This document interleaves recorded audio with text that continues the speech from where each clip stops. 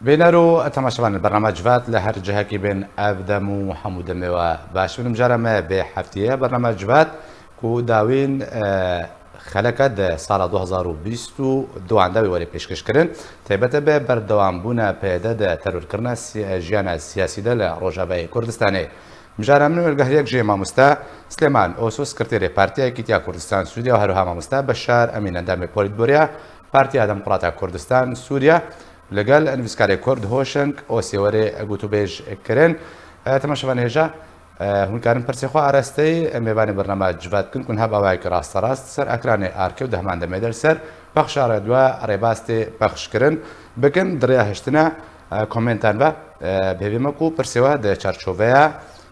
مژارێ دەبن تا کوبکار بم ئاراستەی میوانی بەرنامە جوات بکەم مامۆستا سلێمان زێ مژارێ جەمتە دەست پێ بکەم دخوازم بەریکم تەرۆرکردنێ ئەوەرنە سەر داوین بوو یاراک و چی بوو ئەس ژیا ئەرێگریکردنا پێدێ لێ سەرکردایەتە ئەنە کەسە دەست پێ بکەم دەماک و پێدێ ڕێگری سەرکردایەتە ئەنجومەنە نیشتیمانیا کورد لە سووریە کرد دەماک و دوخواست دەرباسی هەرێما کوردستانی پێ دریا سێمالکە بە هەندوەردە پێدێ دبردە ئارمانجایەک بووش بەرچێ سەدەم چون و ڕێگری وەکرد ئیوار باش و میوانی تر و همو تماشاوانی و گوداری آرکیر براستی ما کریاری پیده ننهن لسرمه و نش ایرو ده وقت ما منع دکن یعنی هر تم یعنی زود اف کار دکن و بلکی بهتر یعنی ولو بو بشکل که رسمی جوی چغا گو هجومی معبری کرن افجانی شورشگر هجومی سینور کرن هجومی کردستان عراقی کرن اف کاری که خراب براستی و هر کریاری وان جبونا گو انجمانا کردی لاواز بکن اف معبر امزانن وبویه ده قناغه که ده یعنی 2013 بو ادبین بلکی وبو مبادره که سروک برزانی گجبوج مر پنجره که لسر یعنی دنیه و کشبر ام محاصر ام نکارن دالی نظام دارن و الفدريجي وقت به سینور گشت پیشامه گرتی بون داخواز انجمانا کردی زی سروک برزانی انه هم کاربن ریکه وکن معبره که وکن جبو گو امتید هر ورن زائد جبو یعنی گو او آلیکارین یعنی انسانی درباس بن دوی یعنی ریر منظمات انسانی درباس بن بالتنسيق بتحالف الدولي قريبون يعني اب معبر فكرانا وشاغي معبر بالكي شراكات بودنا انجماني ودنا بيديدي مخابند قناغه كند يعني انجمان دور خستن دبيت فنجي طبعا بزوري يعني دور خستن وبتاني مان وقت بي متحكم في معبري وهر يعني في معبري تسخير دكن برجواندي خوي سياسي يعني وقت توجيهاتي فككي وقت شتيقو فككي خازي يعني ام نرينا ما وك انجمان ام دبينين اب معبرك انسانيه قرك كسني سيفيلتي بشغل وتشونو هاتن نقري داي برياري سياسي جم فايدي ولا جم غيري فايدي ولا جم انجماني ريل بشهر كسي فكري بقو قرب بازادي هروري اما يعني تشونو هاتن ما ضربه دريا في يعني دي سينور ايراني ما خبن جدا دريج ده اف سينور دليل مقدرتي وام نكارن درباس من موافقات جم امريكانا وجارنا داخوازا مج امريكانا جي بجينا يعني حتى جو وقت ديسي موافقات جددن فان طرفين يعني متحكم يعني وين موافقه تنفيذ لكن يعني وقت درباسبونا مستر سعود الملا يعني بجارات عليه وضعي صحيح قال لك تعبان بو ما تخص تهرج بر مراجعاتي ويا بون تشتي ويا بون يعني وعالم جيت يعني بحلاوي تندرستي شاواي ما خابلناش درباس حتى جو تبليغ كرنجي انه جوارن درباس بي ويشتن حتى نسيوني في شهر جارد وي بيهيفي كرو جو فقر بشتي 9 كيلومتر قطان دي وي فقر قامشلو وقت به آلية كردستان عراقي تبليغي يدكت به وموافقات دو وقت اكيد قصدي جي علم دابو امريكانا جي علم دابو وبدران شيا جي علم دابو انه برا ما مستسعود هر ودرباس به يعني ممانعه سروي تنو مسلاوي مامۆستا بۆ سلێمان تەندروستیە بوو کرم کرد. مربێنە دووبارە بەگەرمە جەمتە مامۆستا بەشار لێ درێ خوازم بزان بم بێگومان ئارمانجن پێدێژ بێ سیاسەتی هەنە سیاستە تەرۆرکردنا ژیانە سیاسی مێژە دەرگەی سێمال کە دەست پێکردن کوڕێگری لە دەرباسبوونەشاندا ئەنجومەن ئەنجومەنیە کورد لە سوودیەکردن ئارمانجن سیاسی ژوێ کریارێ چنە ژروی سیاسی بە شرۆڤە ئارمانجن سەرەکە چنەیە پێێت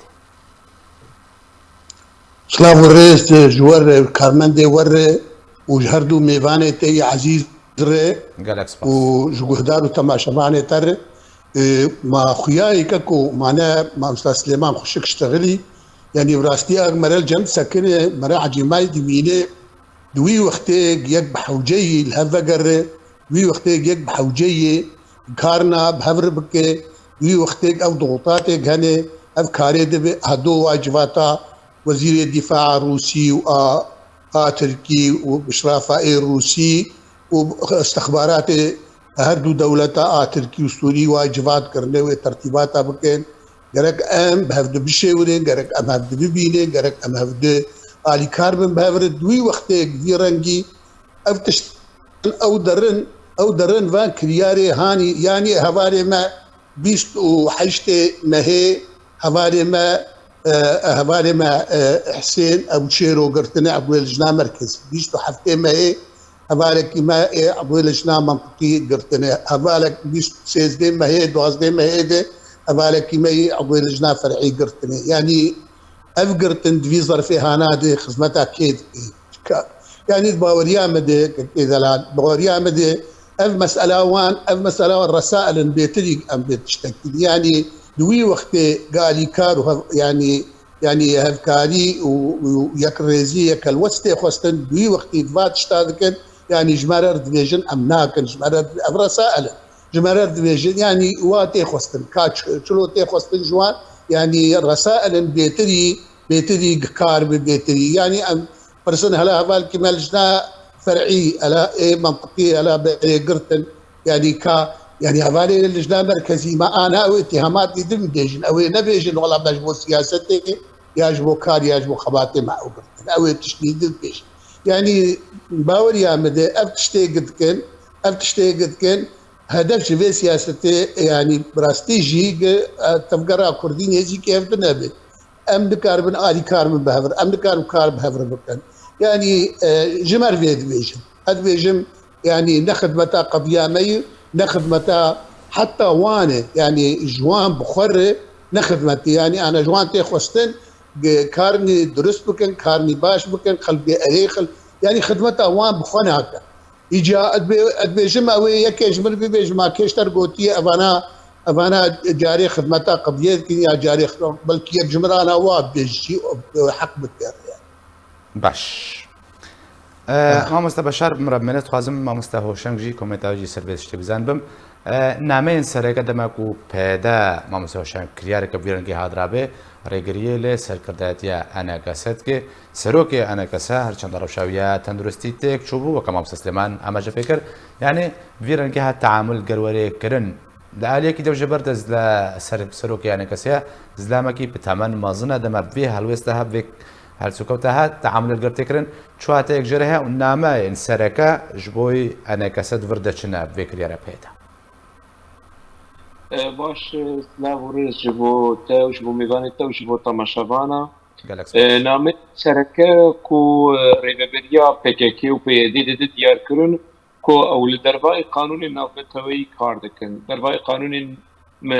mirovahî çênav yekî nexweş tu ji bo dermankirinê tu rêya wî asteng bike tu rêlber wî bigire û tu nehêle biçi ser tektorê xwe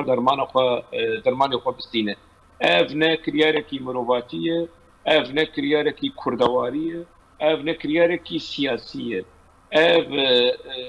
kiryarekî ku yekî yan jî rêvebirinekî bi mentiqê mudîrê zindanekî ne wekî rêveberiya xweser yan xweseriya demokratîk tu alaqeta wê bi rêveberiya demokratîk de tune alaqeya wê bi çi heye alaqeyê wê bi zihniyeta yekî ku mudîrê zindanekî bû mudîrê hepsekî bi kî dindirê hepsê dibe hêle urfî kî ne hêle di rewşekî bi vî rengî de پیدا و PKK روجاوای کردستانی بریبه مخابن اف کریاره هانی اف يعني الجوري خشيا قالك كساتي كرك او الين سياسي نبيدا لي او الي وجروب سياسي كو جو حركتها سياسي جو تفكيرها سياسيه كرد هاتنه وتفلي فيري فيريان بونه بنافجي بكم جمالي ملا محمود صالحي قدو احمد سليمان كو حاضر بكتب لي بجماعتي يانجي شيخ علي اف کسین هانی کو جوی سنگری هان هاتن تفکر يعني زاروك و اندامن تفکر سیاسیه کردی لسوری نش 57 حیار جایرو گرک او رولکی اکتیف و خرد و دموکراتیک و اجتماعی لهمبری پیاده بلیزن و تاکو کاربن في كرياري هاني كيم بكن بكيماني اگر نكاربن داوي لبينن كيم بكن ينجي بون ونبونا وان دندري فيريا هاني ده وكي خوي يعني وكي يعني اگر حق وصل واسو بيچاربن دو گوهرتن و ريفورم دندري فيريا ريفيرنا هاني ده ابك كيو بيدي انا كسو بدكسا چقيس تنازل جي بكن جي بيدي چقيس بخوازن رولا ريفورم دندري فيريا هاني ده بليزن دلگوری قناعتی ملگوری نرینامه حتی PKK دستلادار به رولن رفورمی و بیچاره بن و توش و بیسوده بن و دلیل پیشیان رفورما دندری بریبریا هانه ده و گرتی بمینه حتی که بریاره سرکه PKK به حتی که افری ببری بذهنیت PKK بمنطق انقلاب بمنطق ریبرنا زندانی قردیانی زندانی یا جیبر پرسی زندانا ورره ببرن چارسری براستی از دبیشم و بدلکی شوات و نه یعنی بمن نقوش یعنی چارسری براستی گلکی دوره اگر نه مستحیلی یعنی باش يعني ما مستوشن قلت تدخل ياكرنكو بيده تعامل القل روشافي قرصاني وك زندانه كيتكي وحارسي زندانه ابواتا قلت نتا ما مستسلمان زي بهم يعني پیدا هر دوا کریاره ده بردوامه کریار سر کریاره دمک ندریجه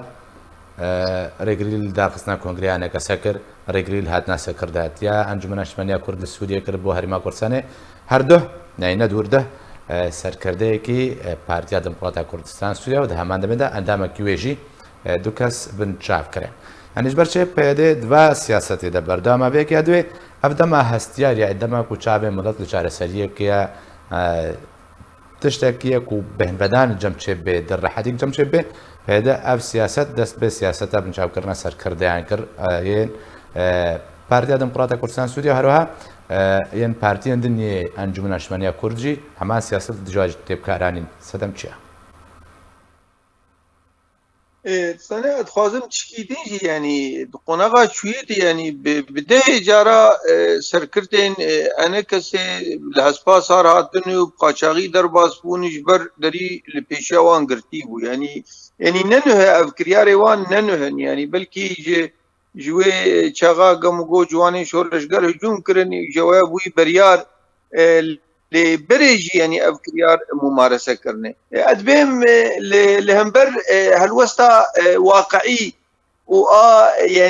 يعني وقت بي ولات باريزي كردايتي جو أنا كسي بكارتيني إنه أم دبينين إنه والله يكريزي وخزمتها ملتي ما بكي لهمبر وي شغا أفكريارانا تنكرن يعني ناما كتبه هون شقيسي نرم بكن إما أم تجارة نمستعدن ورن وخالا آگو بري مكار كريج بوغو يك ريزيا كرد او ام بگين اتفاق كيد ناب موان بسرپرشتيا امريكا بو مظلوم عبده بو يعني وك ناماك انه ام جويا دانا كفن يعني جبر ابنو نري انه امريكي چقوت بو ايمي يكش مهامي انه از حوار الكردي او مفاوضاتي هنا از وانو بكم بتري دجارة سجارة مروا نشتيش مر قلا وي خالي نكري جبر او بخا باوري انه برسكريك نلجمي برسكريك الطرف دن الاليه دن دي تقدير مدد بهم بيتر مهما يعني جواكان في دولتي تايبت يعني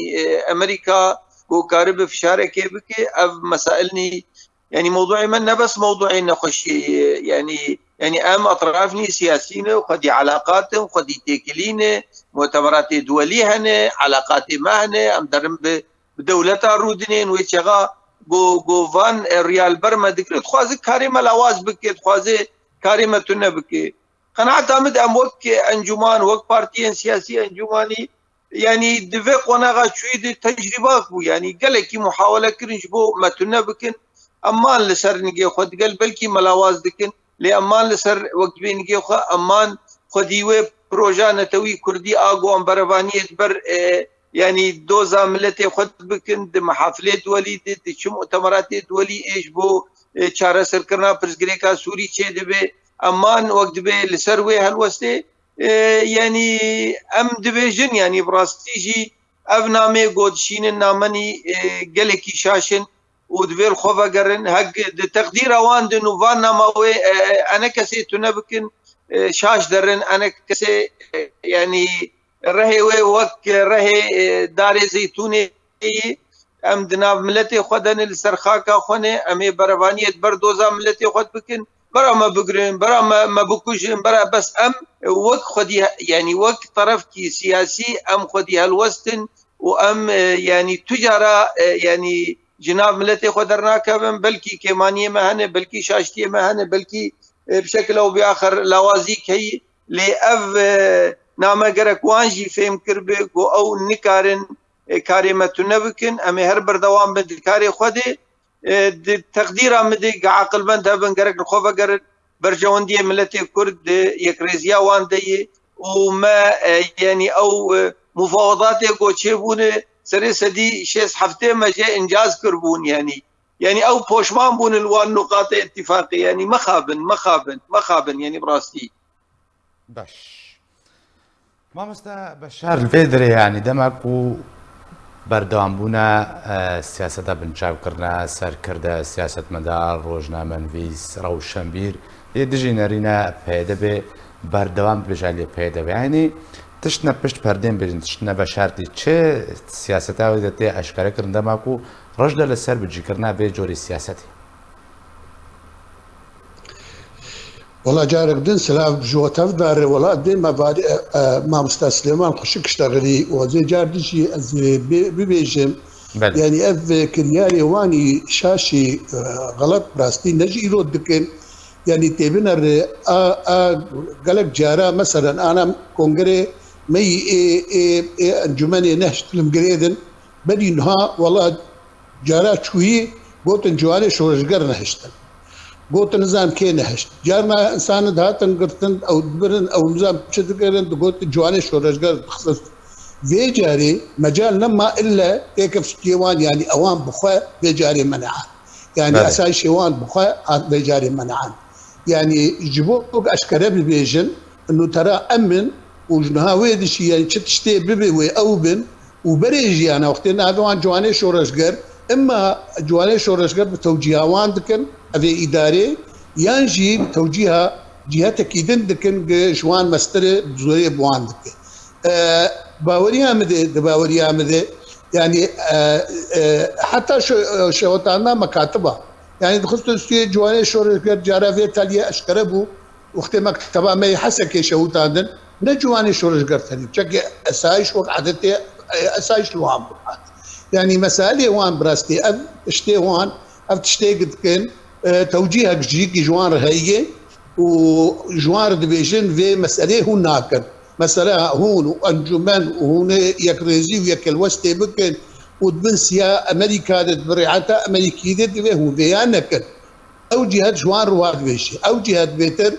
دباوريا من قنديل وإيران حليفة هفن تجي أمريكانا قنديل ونظام حليفي هافن وبايران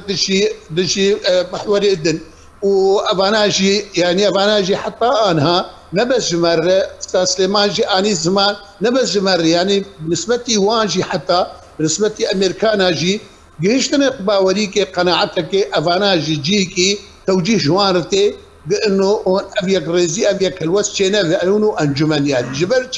جبر مساله بيترتي تعزيز دبل فوريها مدي حتى جوان بي وجوي جهتي دن بي ناهل المساله يعني هرسري حتى جوان بي لبرا بويروجي شانا بن قوي كاربن بانجمن بيش انجمن هر دره بناف دوله يرو شبه اعتراف دولي بيرشي بويه يعني ناف عالمي ناف خلكي كاري خدك كار سر مستوى حفله دولي کے انجمن ایدی نما شین دفگر اگر کے ماي هبنجي اگر کے ماي هبنجي براستي تصحيح ببن اختاوي هبن وتصحيح ببن باش اما تريش دفگر از باورناكم شين ایدی فدار باشا ما مستبشر امرمينا ما مستهوشك بده يعني برسهاري جرين بقولك وتداقوا يكرنوا ما مستسلمان وما مستبشر جدا قيا كرن ببرا نتا يعني جبوي يكبونا هالوستا كردي يكريزيا كردي سياسة أنا كسر لهمبر بن بيكرنن بيدا تشاود نرخين يعني جبر شيء مكان بيجن روبروي وانا ب خونيشان دان الانجام نادي تشاود سياسة أنا كسر لهمبر بن بيكرنن بيدا دنرخيني تشتكي مروباتية تشتكي إنسانية تشتكي أخلاقية حتى زيدي يعني اگر ریخستنه کی دن بانا یا وی تیک بچونه یک جاری شکجه نمانا وی البر خونه دانا هبونا خونه پاراستا دبن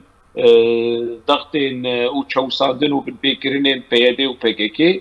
يعني جي وي او جي تنازل بكرانا و جي بچونه وكم صالحي قدو جمال ملا محمود و محمد موسى تولي في يعني غوفندا PKK بانا لأف برخدانا أنا كسي كوخاجي باراست ونرينا خوجي باراست وهالوستا خويا أشتيانا وسياسي باراست يعني نجي هشتوي قناغا كتشك لهمبري PKK لهمبري بيادي بشغل خوزاتن بيادو PKK روشي بوي واري هاني دحدده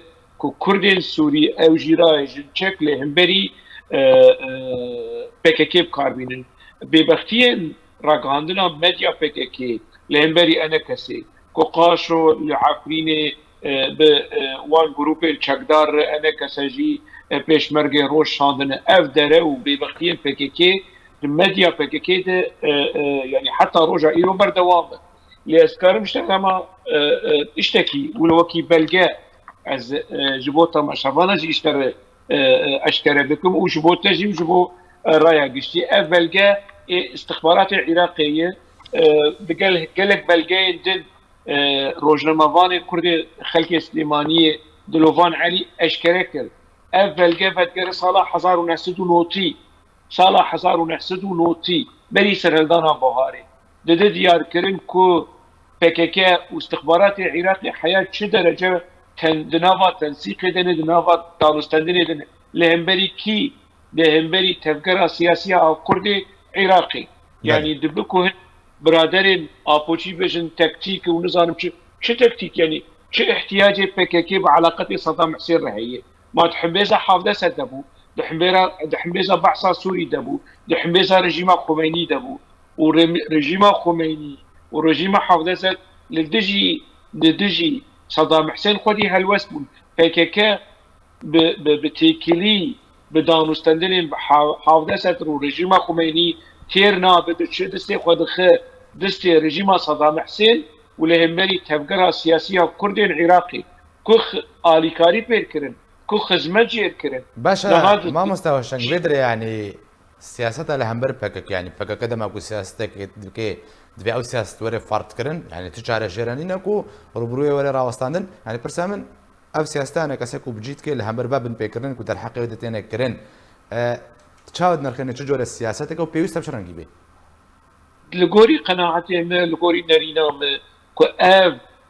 رحي كردواري أف رحي آشتيانا إيكو كاك مسعود برزاني لهمبري PKK جسالي ده حزاري وبرجور بكارتينا وأف رحي آشتيانا إيكو أنكسا لهمبري PKK بكارتين PKK في مثلا الاستقلال دك PKK بالراستي وي زماني كو بيد آخذه بي يعني بعيني وي زماني كو جي فهم دكت بي ورا آخر عندما الضغط ليتي كرن امریکی یا ترکا دکه روشکی تنگ و روشکی لاواز بچک نرمایی دیار کرن لدما کو امریکی و یانجی رژیم هرمی به پککیر بکنن درفت و ری و مجال و دلیفش پککیر بکن پککی ایدی هارد به و به دردور خود کبه دخوازه خود دوی منطقه هانه فرض بکن اف نرمایی یانجی رحی کردواری رحی آشتیانه که حکومت هرم کردستانی له هم بری پککی بنر حتی روجا ایول مدیا پککی بنر هر تم مدیا پککی پارتی دموکرات حکومت هرم دخص سنگری دولت ترک بری خو و نرس يعني تراستيا في مثلا غني كنا اللي بكيكي ترس وبرايا قشتي دقه نرايا قشتي برايا شنك مرة بمنا دوباره بكلمة جمتا ما مستا سليمان يعني هم بين لسر تبحث امريكا كرد اليه امريكي و خما امريكا كو دانستاندن كردي كو هات نراستاندن جارك ديوانو بكي يعني الفيدر دفين بين بيرا تماشوانن كو امريكا مظلوم عبده يعني مظلوم عبده بخل سر بلغه كي بلغنامه كي امزكري كشش خاليك جوانا كي دانينا سنور كي يجب بن بيكرن بيادي حتى وكان هاسينو او بن بيكرن بردوامن امريكا جي عليكي سركبو جوي بلغنامه يعني نا امريكا بجكري ونا مظلوم عبده بجكري يعني بيبياش امريكا تكرن كجارك دي افغانستان دوباره ورنا دس بيكرن وشراق بريز يعني ديفيد براونشتاين باليوز امريكي هات يعني جو يعني زي كاربكم جوازفان يعني دانوستندنا فقرين ما جو باشي امام آمدن دانوستندن بس يعني دبي حدك في مسألة ربيدان بو إسكاز أروكا هونيج فرهرن فيدري وي أبوشي بين مكاتبه ما بشوتين المالي ما بشوتين خلقيه ما بقرن مالباتي پیشمرگا بگرن يعني في حدك في مسألة ربيداني بشتي مفاوضات دي يعني وقت ديتنا كي داد ناب ما و باليوز امريكي دي ناب ما مظلوم دي او كاك مظلوم بردور غاشتن وي بالغنامه يعني جير في وثيقه ضمانات او هرشش خالا يكمين او بو انه حتى قام فقر نصر طاوله مفاوضاته دبي اف بكرن يعني وان تعهد دار وهردي اجي امذكر لي نسخه انجليزي شي موجود ونسخه عربي شي موجوده امذكرني انه دبي حتى جو ام مفاوضاتها فقرين او اطرافها فقرين صار طاوله مفاوضاتها ام سوزيدن يعني امريكي وقصدي سوزيدن انه جارك دن اف بمبيكرنانا يعني وي بسكنين وسوزيدن انه جارك دن دوباره نافذ سوزيدن او بيانا اغو يعني هيئه الداخليه درخص حفدي مهاد وازداد 2019 او بيان خالي تشبون يعني انه انجمانا كردي سربست دكاري خو نشاطات خو بيغا ترخيص اي باشا ما مستسلما يعني بيدري ما مستسلما او بلغنامه هو كنت بحثت كي جبرتش انا كسب ورايا قشتي بلاف نكر السر امزيا مظلوم عبده واليه امريكيه يعني جبرايا قشتي صبا تاكورايا قشتي بخوا حكم كير سرو چند يعني انا كسج برتش او بلغنامه اشكر انا كرن خالي يك دنج خالي انه وي مظلوم عبده وباليوزي امريكي وكونغريكي روجنامه شكن وفي يعني بالغي اعلام بكن طرف اذا رفض كرنا سر يعني وقت بالغا قش رفض يعني وثيقه قش رفض كروش برفيها نبالغا اعلام بو اما سفير امريكي مرشان جو اب نسخه انجليزي اب نسخه عربي ما جو اوكي موافقه سر بوثيقه قهون اعلام بكن جميع دياره وام جاهز سبا ام فقر سر مسا مفاوضاته ما خابن خويا طرف اذن باوان نكر وجارد بن بيكرين شيفون وجارد وقت بي او شيفون بالغا ادبي متوفر ودستي امريكانا جيد ودستي قصدي جيد وقال لك اطراف سياسيه وثيقه كتينا وان وخالي زلالا يعني وقتها ما مستسلمان او بلغنامه وانا كسد بجي مظلوم عبدي بيماندا كو فابن بيكرنا راوستني يعني دمك دريج ده او خدان بيداني بيناك انت بيدان بينا هاتي كرن يعني وش شغاقو وانا يعني مظلوم عبده وديفيد براونشتاين وقع عندنا بشتي سفيره قددو ديفيد براونشتاين رهات ماثيو لقاءك تانيش خدنا موي ومظلوم دشيبو عين ما أبقوت ما قو بالقا خوا يعني وثيقة خوا إعلام بكن وإما أم جاهزن مظلوم قو والله إنه ضرورية جانب أمريكي قو إما أم بينن تشتكي منع إعلانا وقت بنشرة بوثيقة بكت خالوية تنن خالوية زلالن وإما أم وقت الولايات المتحدة الأمريكية أم ملتزم بفان خالي قوتن بقوتن قوتن بري وثيقة دقاتي مظلوم نكاريبو يعني أما تقدير أمده يعني بلكي مظلوم دخست يعني طبيعي ويشغايك أم ذكري سرتشتكي أكيد دخازفك طرف دين جو مر مفاوضات هذا على أساس مظلوم شيء مسألة تنه طرف محايد على أساس يعني على أساس طرف دين رفض كر يعني الدين بلكي بيدي بككي رفض كرن انه بقر نسر طاوله مفاوضات.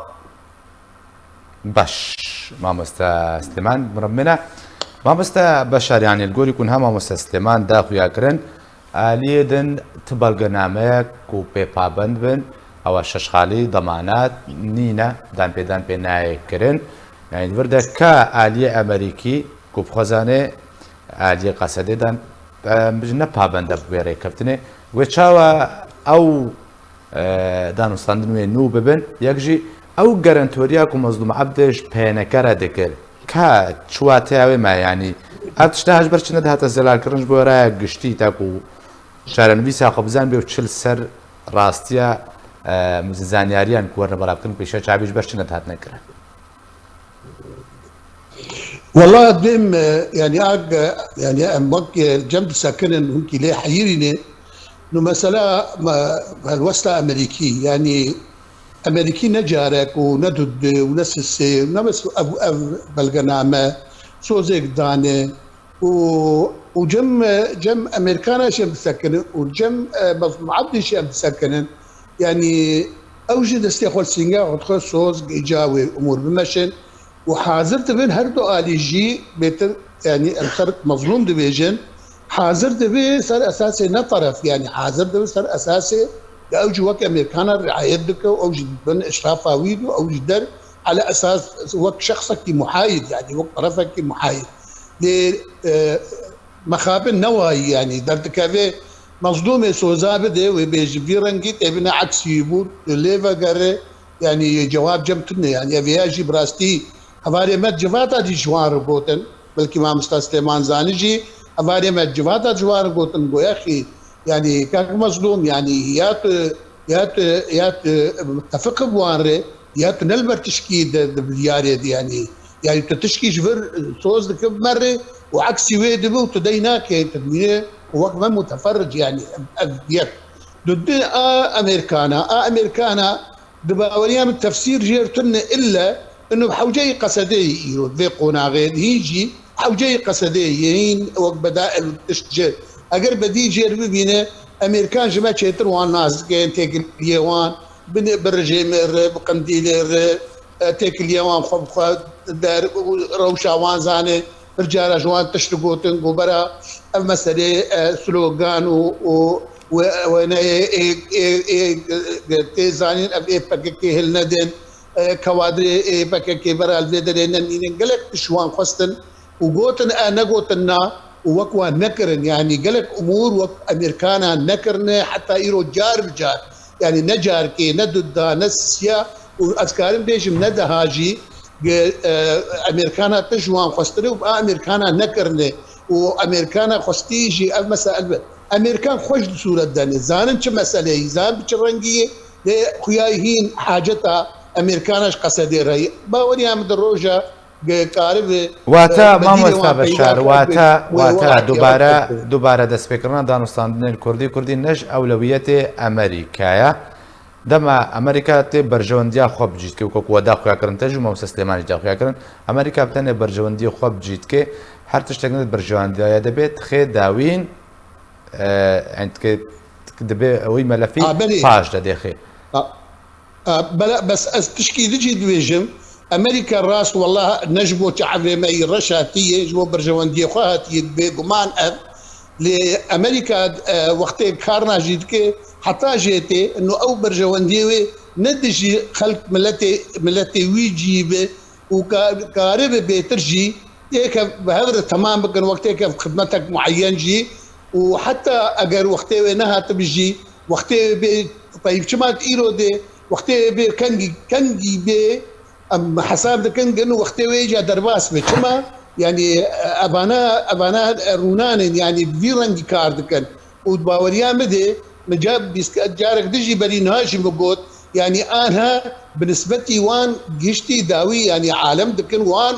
ورجيما سوري وترك دكن وان ومعارضين مقايضه دكن بابره دكن جوان خلاص من دكن ريزا كي جوان ريك جوان وين دكن وان يا تبر رجيمك يا وان انهابك ومعارضه ماشي الودني يعني ادفيجم المساله جيشتي تعذيب وان بامريكانا رجي وان رجي اگر شهر سليك جير نيكرن او مساله تيكرد باولي عمله يعني وجدستي وان دركم يعني باش ما مستبشر مربمنا ما مستا هوشنگ مبين لسر چند نپابندیا مظلوب عبد برکبتنه کان گودان پیدان نکرناوی برکبتنه که کل سر امزاکریا تیواته کوبتنه ام بیجن واجهه که او بدیار جیرتین فرمان جیرتین جقندیله وان بجیت که ربنا يبتقايو PKK يعني حتى نها PKK دوكي اندام كوميتا نافنديا PKK نمظلوم عبد استقلال اخو اعلان كريه شو كسير اجراء كثير قوتيه ما اسف اندام PKK بمفهوم استقلال اخو رسمي فرمي اشكرت شركه اجراء كثير ولا نقوتيه حتى رجع ايرو ناكوكين دنا براوي PKK دينا عليكي لدواري فرميده دواري درجبور راي كشتي حتى انها مظلوم عدي اندام PKK اندام كوميتا نافنديا PKK واندام دستا ريفبر اي HPK ماسكي عسكري اي PKK مظلوم عبدي تجري يعني بآلي شكله تنا يعني شو ذاتا خاپاندنه کی مزن هي درو کی مزن هي ناوی جنرال مظلوم عبدي ما باور كرجير وبشكي جير چپک لي خصم قبل کی کار بتشتكي بك بشكي تاثير باندورا PKK لسر روجاوي كردستان كيم بكل خوياي مثلا نولو يجعل امريكيه جي يعني نها ابلغات انا كسي وفدك كسيته لغوري نرينا دبي دا كفنا فرايا كشتي دا وتبرسكر يعني انا زانمون وك ارك يعني ارك نيوز وبروجرام لسرچيكري وبهور بينيش عاليه قانونيش عاليه حقوقي ومناقشه كري انا دبي ابلغا هانش رايا كشتيره نتري رايا كشتيا كردي لرايا كشتيا هرمي ورايا كشتيا نافنتوي دبي بلغا كي ضغط لسر امريكي يعني درايا كشتيا واتا ما مستا شنگويدي ما بس تا يعني بيوستا انا كسي او بلغا بو رايا كشتيا كردستاني هرمي جيهاني راگهاندبا وكو بلغل سر امريكا فرس كربا وبيدكار ضغط لامريكا درايا كشتيا امريكي ده اف دبيت مديا امريكي ده مناقشه كده امريكي نملتزم بتعهدات اخوه نملتزم يعني بكيم كرن امنا باش تنكرنا يبداوي انينا بكرني ما في مروفانا تيك يعني بيوستيا انا كساتشي بحمله كي مزن كو علاقاتي عام علاقاتي قشتي سر استا اوروبا بالسيناتورا بالكونغرس بروجنامه فانا بميديا امريكيه بميديا اوروبيه كو كارب بفشاركي لسر PKK ورد شيكرن ولسر امريكيه جوري امريكي حوجداريه بقصدي هي اللي ذكر ضغط قصدي جي بك امريكي حوجداريه PKK هي بس ذكر ضغط لسر PKK جي بك امريكي حتى ناضي مثلا هاني ذكريه هناك تشكن قانوني تستي انا كسيد انا كسفان تشكي هاني بكارنا مينا كسبش كومالي قربانيين PKK كسن كو ضرر وزيان ديتن ج ريفبريا PKK كسن ونداري كسن اشكنجه ديتن كسن قهاتن قرتن روجنامه فان اكتيفيست كسن هاتن كشتن دبن اشكنجه ده يعني مالباتا وي جوان كرد كتبن اشكنجه ده برازي ما مستبشر امين دكارن دعوه لهم بري PKK وريفبريا PKK ليفر لاوروبا كارن دعوه لهم بري فتكي راكن لهم بري ريفبريا بيدي لهم بري قصدي لهم بري مظلوم عبدي كنت كاري بجواني هاني بباريس ادواري ما في مروفاده دواري قانوني ده انا كسوف لك صدقاره في تريه هان في جبهه هاني لهم بري بككي لسر اوروبا لامريكا افدريه هاني فكر لحتى نهاد في واري هاني ده تشكي قانون وحقوق لهم بري بككي تشكي سيفيلانيه تشكي تكوشينكي سيفيل وسياسي حتى نهاتي بكاراني في واري هاني ده لسر آستا مديا نافنتوي أنا كسوف دكسه جلكي قلسه باش يعني نهار ريز جبو أف مديا كدنا بعد سيف دكسه وأنا كسي لهي لحياة شدرجة حياة شكونا كسي نافنتوي بمثلا هاني تشوفين يعني كي معلومات بخوخ أم شيروكي خلق نافخر لدنا نابا آستا جهاني رايا قشتيا جهاني لأوروبا لأمريكا دردو كل روجافاي كردستاني ناس ناكن يعني او جوان هيكو هيزكي شورشگر لعمبري اسلاما راديكال شردك وش دبلا امريكا وش دبلا اوروبيا شردك اللي نزانن ايشو ازارو متين كرد سوري جبن دسر ريفيريا بكيكي بيدي تشي اب مثلا هاني الجموان تاري ونداي نزانن اب برسياريين انا كسو فدكسيه لقولي قناعتي من وقالك روجن بيج ده سالا ده 2023 ده في دوسيه هاني في ملف له هاني اكتيف و بيش للچه باش ما مستوشنك ما مستا سليمان خازم برساكم ما مستا هوشنك اللي رستيتكم يعني برشي انا كسا او بلغا انجمن اجتماعيه كرد سوريا السر امريكا نكره مال السر استا كردستاني هرمي جيهاني يعني برشي دوی وارده انا كسا کار نکر تاکو چه دمکی به وکو بالگل بردستیوا امریکا افسوزانه صدم چیه؟ والله في اطار ضغط على السر امريكانا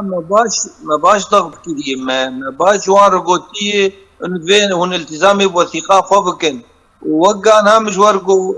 ويشغا ديتنا ثلاثي دناب ما وسفير امريكي بالوزي امريكي باثيو بيورال ودناب مظلوم دشيبو اف قضيك اساسي بو يعني موضوع ما قلت انه اف وثيقه يعني اعلام بو بري هو التزام بكري موقفه امريكانا ومظلوم لو كفدو امريكانا وام بابندي شقوتنا دبي وثيقه هاتي ام بابندي وينه وام دبينن تشتكي نشراوي وقت بي سر ميديا منع بك تشتكتني تشكي غلط تني وام خازن وقت بي اب مساله طرف هدن نجاهزه اب تشتيق ما مستوى شنقو براستي تشكي مهم يعني اب تي خص جي قياداتي انا كسيل سرفي مساله بشكل انه تشاوا يعني بكار بينا او قبل ندنا مو امريكانا دي بل كتنا امريكانا ومظلوم دي انه فان مفاوضات تسبي بكل سر اساسي في وثيقي بس وثيقه هاش مدي طاري انه هو موافق السر في وثيقي ما قو موافق انتم مشكله الجمه التني في اطاري دي يعني باش يعني من نقاط جو هوشن قوتن جوهرين باشا من سر بسكن يعني ابنحي ناحيه باوريا مدي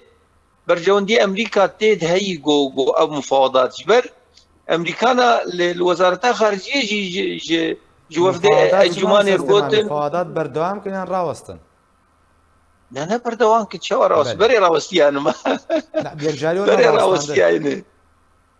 يعني مصلحة أمريكانا تيدي جو وياما كبل هفاتنا كبل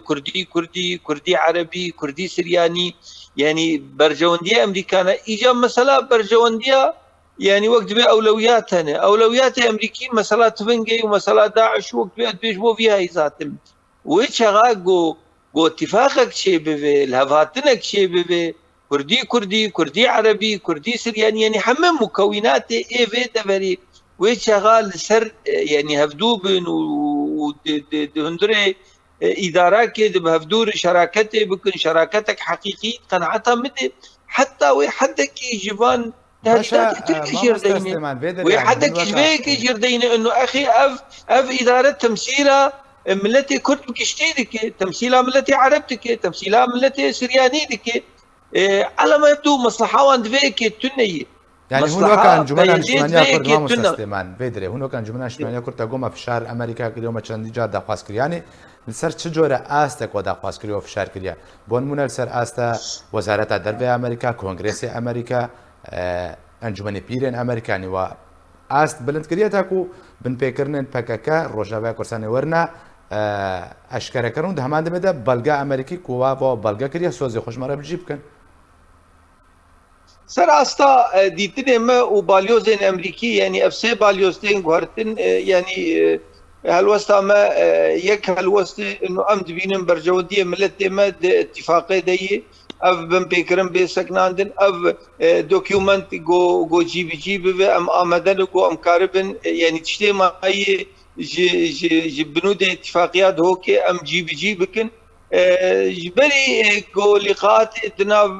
نريد ما وزارة خارجية أمريكية بجار تأكيد كن سيرفي كي او تشتي جو كوشن جو تبراستي ام سروي كي نشغليني اف اميدين بر دستي انجمانا اجتماعي كردي انه كارب السر في خالي يعني بشغل باش ما مستا بشار يعني برسكا جرين فيت تكرن يعني ما مستوشن قلتكو مظلوم عبد هنا اندام كوميتانا بنديه باكاكا باشا وكا انا كسا وكا بادا كسا تشاو من رازي دبن كوانتاما كي كوميتانا بنديه باكاكا ببي جارانتورج دانوستاندن ورا جبوي بانكا يعني دفردا تشجورا باوريه كوداي وجبرتش اب تشتها كريا افراستو والله اذا تشتكي نقطة جوهرية كوشن صار سكني يعني راستيجي اندامي ام تلدز اندامي كوميتا نافندي باكاكيك بس وك امريكانا او دا زاني تدي وك جنرالكي وك باتكي عسكري قصدي واوجي نو رولا قصدي ومساله قصدي او دا بيج في وارد والا ام زانن وقت انا بريار او وقت ام زانبن اعاده قنديله ب ام زانن انه نكار افنسان نكار بسكنين بفي تنفيذ بك بيجي شنو اف قيميشي خدك بأري وبي اوجي بتنشت امريكانا بقبول بك از رعاية بكم في مسألة وقت او ينبد سكنت تشكين هاكي برا في خوش في مسألة درخيلي يعني برا اما نتيذب واما اجتيذب بشكل كيف فعلي بوتناوي هرسلي يعني برا باري خوك نعبك يا قد خوازم بيتر ببيجم تقول بوك ام تديفها مسألة انا اشدرفي ما خاصة جوان هقر الماء داري يمكن وما اعتبار ممكن ام فانا قي ام با مسألة يا اخي او ام باش ناس ام تاريخ وان ناس بله وكاكوشنك از متاكد تاريخ وان يا ما جوان جواتي جوتن اف كسانا نا ايديولوجيا نا فكر الرامان ونزال شيء بكثير نملتقي اف ملتقي بانظمه استبداديه اف ملتقي اف شخوبي اف اثاري حزب الواحد اف بكثير تشتان ناقل لي ما تقول بلكي برجونديه موان او روشه واني كثير درباس بين ما تقول ممكن كاربن اموان بهبر تشتكي كليت باور يا مدي تاريخ اوان بقري وزارف بيشكو حتى كده وبشرن كرين وام خشكوا ناس كان افانا نايك شريكه قبول بكن افانا نايك كاربن تحالفات قبول بكن افانا نايك كاربن خلقي كارب بكن افانا اموان خشك ناس كن وملتقين بنظام سوري وملتقين بايران وملتقين بروسيا انا خش روسيا قلت دور دخلنا بقشر ملتقين انظمه نيزيكي وان فكر ورامان وقف دون نيزيكي وان لو ما اجي ادجم حتى جوان بي باقمر الجنب سكن والله وكان اجي مقو يعني تاليا مسالتي فاي تركو نظام جيل مساله طنقدكن يعني اجا كابنه او كلو تفكرن او اجوار دمين براستي في مي جواري الا ما تقول والله بلكي مصلحه موان بهفره امكارن والا امزانن او شنو امزانن جي ناكن بتشرن جيب جي ناكن باش ما مستا هوشنگ يعني برسا گرینگ ویدره بردوام بونا وی سیاسته یا بنچاو کرن تاکالی بون بتاچرا ده که فشار الخرکت که تاکو جزیده بابو باپیران کوچ بکن در بدر ببین خودش ایتولو روشا گل روزاوای کردستانی گیاش تیوی قناغ کو خوزیا خوب رژیما عبده ستینه نه بشار ست حافظه سجی ده اما جبه مسئله بگرو و پیده بچی یعنی ناز بکه که خلیسریا دموکراتیک ریوبریا خلیسریا دموکراتیک روزاوای کردستان گیهاندی چو قناغه یعنی عفرینجی چو گریسپی جی چو کوبانی و دبرین دیجی لسره تو نوا مدرسیه دیه از دخوازم خاله کی بجم کو دیروکا پکیکی تکز دکه کو چه پیمان به ریخستنین کردستانی رو مور کریه پکیکی بخوچی بم پی کریه بلیجی به بحث کریه به بلگه ده حشته و سیاده به پارتی دموکراتی کردستانی عراق ره برز مسعود برزانی و عبدالله اوجلان الشامی به هفدوره پیمان مور کردن پیمان 11 خال کو تیکریه دنابره هر دو پارتیا ده ولو تکذب که پکک چوی و پیمان هانه بپیکریه ده 88 بی یکیتی نشتمان رو پروتوکول مور کریه یکی پکک و اوجلان به جلال طالبانی ره لشامی پروتوکول و دی ساو پکک چیه بپیکریه ده باشه يعني بارتيا كي وكي بارتي ديمقراطي كردستاني عراق يكي نجتماني كردستاني عراق تيخ قاباني تيخ ميزاني وانكسا وبدكسا تيخ ميزاني بكك ريز جوان بيماني خوي كيفن ندانيه او الريز جوي بيمانا كو بامريكان ارمور كريه يانجي تعهدات مظلوم عبد جا امريكان لغوري نرينا بي مثلا هذه ايدي يعني براستي انا كسا بجدي المسألة فرح كرنا انا كسا ابيك دو جبهة خويا دبلوماسيش عالية دبلوماسي خرط بك بنرم PKK رخصنكي دي سر ليستا تروري لأمريكا ولأوروبا لأن آلية دبلوماسي دي سركتي جبر قلق تشتا جبي نافندين لكلين استراتيجية انا كسي چه ببه پیش نیازش انا کسیره انا کسوکه هیده کی سیاسی لهیزه کی زانستی کو کاری به پشتگر آلیکار همو حرکت سیاسی همو دولت همو رژیم ناوندی وی لیکولین استراتیجی هنه انا کس حتی روجا ایو تشتکی ولو تنیه انا کس دکار درایا نه دیتنین اولو رو به والیوس امریکی نه دو مدیا امریکی ده The Washington Post, the New York Times, the kanalin televizyonu Amerika'da ev belgeya Amerika'yı ve fişar لسر Amerika'ya hatta fişar ser Amerika'ya ne ki Amerika'yı ولو بخون أحسن كو أو شيء رابط فشار لسر PKK و PYD بك ev mesela yani بنر PYD و ريفبريا PYD همو کسی زانن کو گریدای PKK و PKK لسر لیسته تروری أمریکایی لأنها بیروا پیاده و PKK لامریکا هی و اکتیف و دانستندنی دیگه بشه کردی دنگ امریکا همه اندیک مایدی که بر کنترل PKK جواری مدیا بزمان کردی کو فینانس کرنا وش امریکا تی بنره PKK گهاشی و قناغهانه نورث پرس مالپرکی انترنتی بتمويل امريكي لخدمه PKK و PYD ده قناه تلفزيون اليوم بزمان عربيش عمودي وشاندك ديسا PKK بالتمويل امريكي ريكلاما قدك حتى في قناه PKK اختراقات هاني امريكا جيت كريه اوروبا جيت كريه انا كسر دوفي واري هاني فر لاواز فر شوندماي لو ما حتى كنت في لاوازيه شوندماي وضغطي جبوي مامستا سليمان اوسو سكرتيري بارتيا كيتيا كردستان سوريا سپاس جبوي مامستا بشار امين دائم بولدبريا بارتيا ديمقراطيا كردستان سوريا سپاس جبوي نويسكاري كرد هوشنك اوسي كمربون تماشاواني هجا سپاس بوجي كو تماشاواني مابون جاليم بجي هر شاد و بختور